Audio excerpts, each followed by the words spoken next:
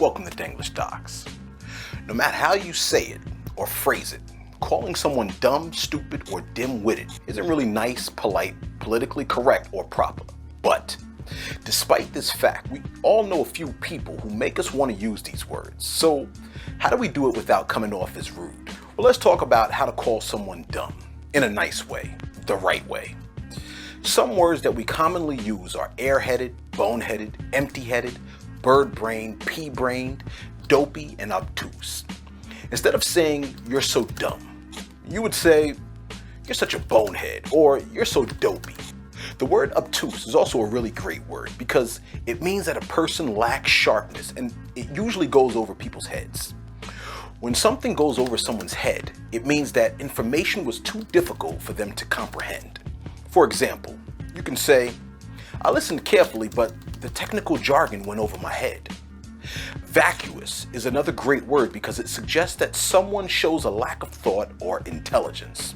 For example, you could say, "I thought you were smart when we first met, but now that I've had time to get to know you, I realize that you're vacuous." Okay, now, before you go calling everybody you know vacuous, be mindful that some people can take great offense to words like these. The words silly, foolish, childish, and unintelligent are also words you can use when people do things that you think aren't too smart. In America, parents tend to use these words a lot with their children. For instance, if a child does something thoughtless in public, parents say, "Stop acting so silly and foolish," or "Stop acting childish." In recent years, younger Americans in their teens and 20s have replaced the word dumb with the word slow.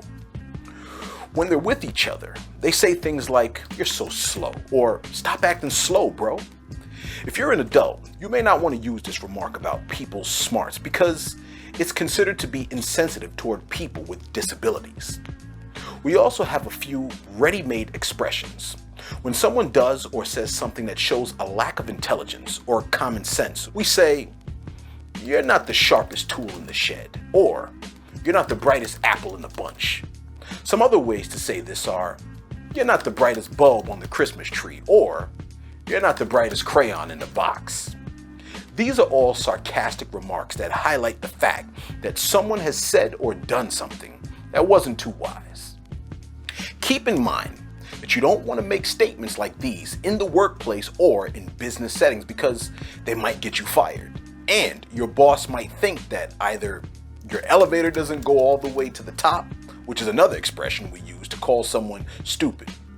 For the most part, it's best to use these words and expressions in informal settings, like with friends, family, and peers. But be careful because, like the kids used to say back in the day, you don't want anyone to think that you're trying to diss them.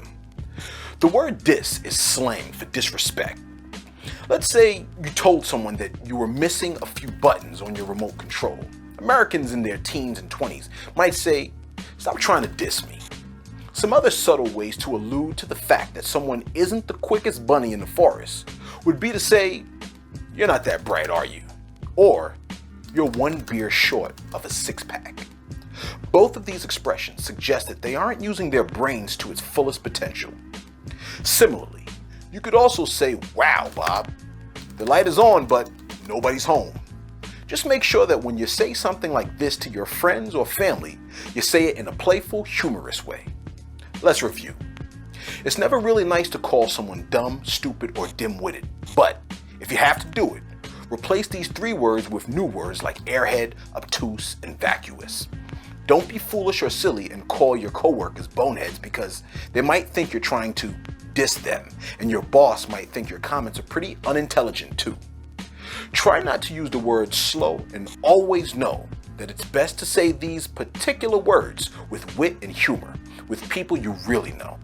We hope you've learned something new today.